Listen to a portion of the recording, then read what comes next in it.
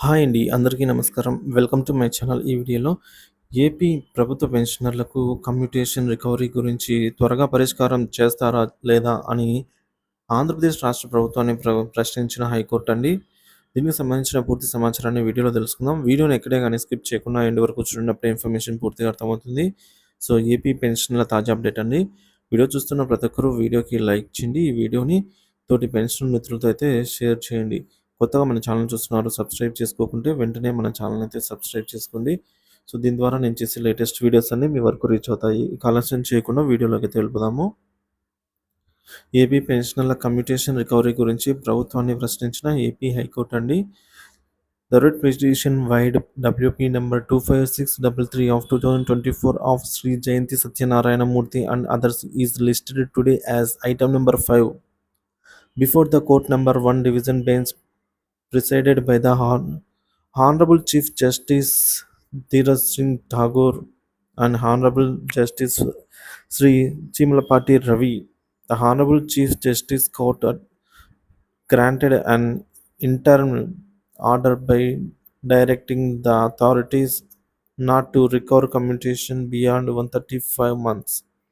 అంటే ఎవరెవరు కోర్టుకు వెళ్తే ఉపయోగకరంగా ఉంటుందనే దానికి ఇప్పుడు మనం చూద్దాము. సో, అంటే కమ్యూటేషన్ రికవరీ అండి. ఎవరికైతే 135 నెలలు అక్టోబర్ నెలతో పూర్తయి ఉంటాయో అంటే కంప్లీట్ అయి ఉంటాయో అటువంటి వారైతే ఏం చేయాలో చూద్దాం.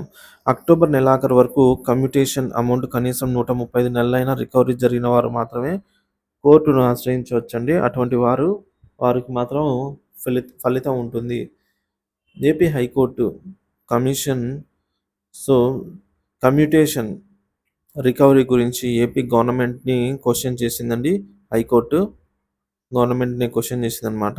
సో, ఏంటి మీరు త్వరగా ఇప్పుడు పెన్షన్‌లకు సంబంధించి మీరు ఏ నిర్ణయం తీసుకున్నారో చెప్పండి అని చెప్పేసి.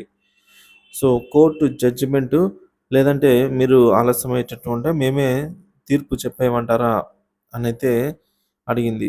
లేదంటే మీకు పెన్షనర్లు రిప్రజెంటేషన్ ఇచ్చి ఉన్నారు కదా! మీరు ఆ రిప్రజెంటేషన్ మీద పరిష్కారం చేస్తారా అని గవర్నమెంట్ ప్లీడర్ అయినటువంటి జీపీ సార్‌ను కోర్టు అడిగింది. దానికి సమాధానంగా గవర్నమెంట్ తరపు న్యాయవాదులు 2 వారాలు టైం అయితే ఇవ్వమని కోర్టును కోరడం జరిగింది.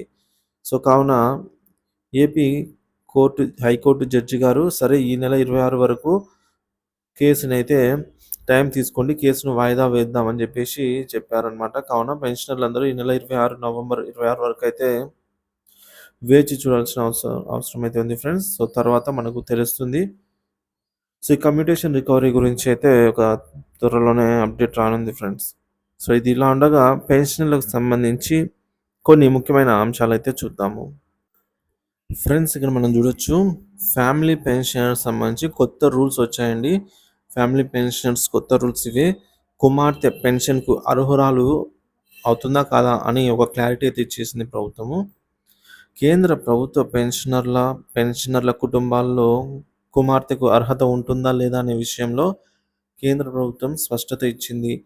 పెన్షన్ కుటుంబ యజమాని కుమార్తె పేరు చేర్చడం లేదా తొలగించే అంశంపై వివరణ ఇచ్చింది. ఆ వివరాలు ఇప్పుడు తెలుసుకుందాం.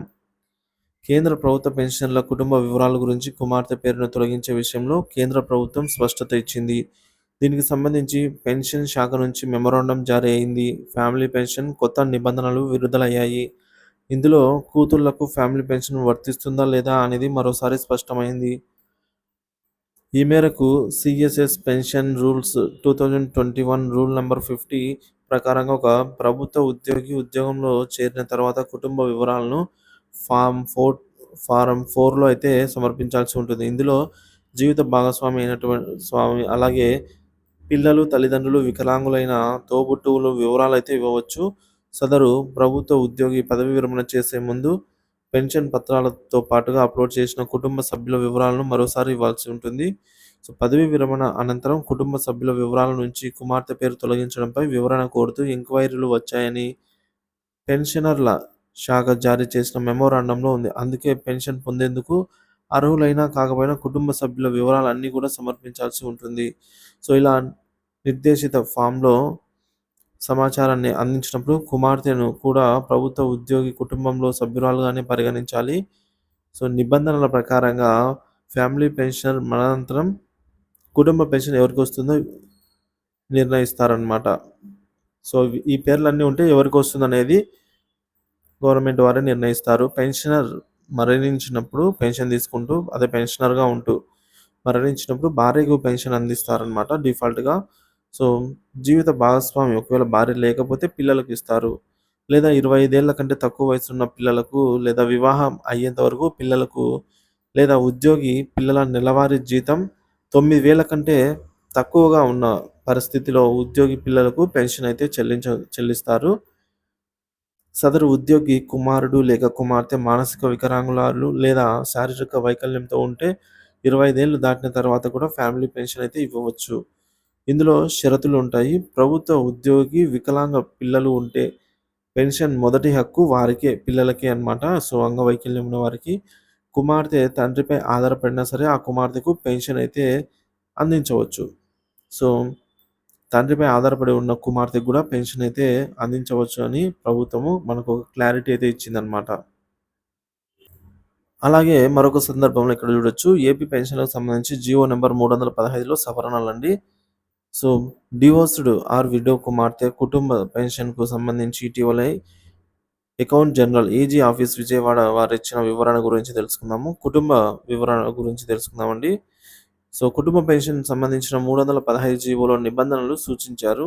కొంతమంది ఈ నిబంధనలను పరిగణలోకి తీసుకోకుండా తెలిసిన వారికి లేదా వాట్సాప్ గ్రూప్‌లలో పెట్టిన పోస్టులన్నీ విడో లేదా డివోర్స్‌డ్ కుమార్తెకు కుటుంబ పెన్షన్ వస్తుందని పెట్టడం జరిగింది. దీనికి సంబంధించిన నియమాలను ఏజీ ఆఫీస్ వారు కుటుంబ పెన్షన్ విషయంలో తెలియపరిచారనైతే తెలుసుకుందాం. ఈ మధ్య కాలంలో వితంతువు లేదా విడాకులు పొందిన కుమార్తెకు సంబంధించి కుటుంబ పెన్షన్ కొరకు ఏజీ ఆఫీస్‌కు దరఖాస్తు పంపించారండి. ఈ దరఖాస్తును చెల్లుబాటు కాదు అని ఏజీ ఆఫీస్ వారు వివరణ ఇస్తూ తిప్పి పంపించారు. ఈ దరఖాస్తు గురించి తెలుసుకుందాము. టి. రమణయ్య అనే వ్యక్తి 1982లో కాలం చేశారు. ఆయన భార్య 2019లో కాలం చేశారు. కుమార్తె సరోజిని 2005లో వితంతువయ్యారు. సో, తల్లి కాలం చేసిన తదుపరి కుటుంబ పెన్షన్ కోసం కోరుతూ దరఖాస్తు చేశారనమాట కుమార్తె. సో, విడో అయిన కుమార్తెని. ఈ దరఖాస్తును ఈజీ ఆఫీస్ వారు తిప్పి పంపుతూ ఈ విధంగా పేర్కొన్నారు. ఏం చెప్పారంటే, అకౌంట్ జనరల్ ఆఫీస్ వారి వివరణ ఈ విధంగా ఉందండి. సర్వీస్ పెన్షనర్ ఉద్యోగి లేదా పదవీ విరమణ చేసిన తర్వాత కుమార్తె అతనిపై ఆధారపడి ఉండాలి. సో, ఆయన ఆహ్, పదవీ విరమణ చేసినా లేదా కాలం చేసినా సరే అప్పటికి ఆయన మీద ఆధారపడి ఉంటేనే కుమార్తె. సో, ఇక్కడ రామయ్య గారు మరణించింది 1982లో కాలం చేశారు. కుమార్తె 2005లో వితంతువు అయ్యారు. తల్లి కుటుంబ పెన్షనర్‌గా 2019లో కాలం చేశారు. తండ్రి జీవించి ఉండగా ఈమె ఆయనపై ఆధారపడి లేరు. సో, తల్లి పైన ఆధారపడి ఉన్నారు. ఇది చెల్లుబాటు కాదని పేర్కొన్నారు. మూడవది కుటుంబ పెన్షన్ 2010 నిబంధనల ప్రకారంగా సర్వీస్ పెన్షనర్ కాలం చేసిన నాటికి ఈమె ఆయనపై ఆధారపడి లేరు. అందువల్ల కుటుంబ పెన్షన్ దరఖాస్తు తిరస్కరిస్తున్నామని తెలియజేశారు. ఈ మేరకు స్పష్టంగా జీవో నంబర్ 315లో పేర్కొన్నారు. కానీ ఈ నిబంధనలు అనుసరించకుండా తల్లిదండ్రులు ఇద్దరూ కాలం చేస్తే కుటుంబ పెన్షన్ వస్తుందని తెలుపుతున్నారు. అవగాహన లేక దరఖాస్తు చేస్తున్నారు. ఇప్పుడు దీనిపైన ఏజీ ఆఫీస్ వారు పూర్తి వివరణ అయితే ఇవ్వడం జరిగింది ఈ విధంగా. ఈ సమస్య వితంతువు లేదా విడాకులు తీసుకున్న కుమార్తెకు మాత్రమే వర్తిస్తుంది. వీరు దరఖాస్తు చేసినప్పుడు ఈ నిబంధనను ఒకసారి పరిశీలించి దరఖాస్తు చేయాల్సి అయితే ఉంటుందండి. సో, ఈ సమస్య అన్‌మ్యారిడ్ లేదా ఫిజికల్లీ హ్యాండిక్యాప్డ్ వారి విషయంలో అయితే రాదు. సో, వారిపై వారు ఆధారపడి ఉంటారు కాబట్టి వీరి కుటుంబ పెన్షన్ విషయంలో సమస్య అయితే ఉండదు. సో, ఈ మేరకు ఈ పెన్షనర్లకు సంఘాలకు లేదా అవగాహన కలిగించిన పెన్షనర్లకు విజ్ఞప్తి చేసేది కుటుంబ పెన్షన్‌కు సంబంధించి స్పష్టంగా వారికి సమాచారం తెలియజేయండి. అలాగే పెన్షనర్ల సమావేశం దీనిపై సమాచారం ఇవ్వండి అని చెప్పేసి ఏజీ ఆఫీస్ వారు తెలియజేశారు ఫ్రెండ్స్.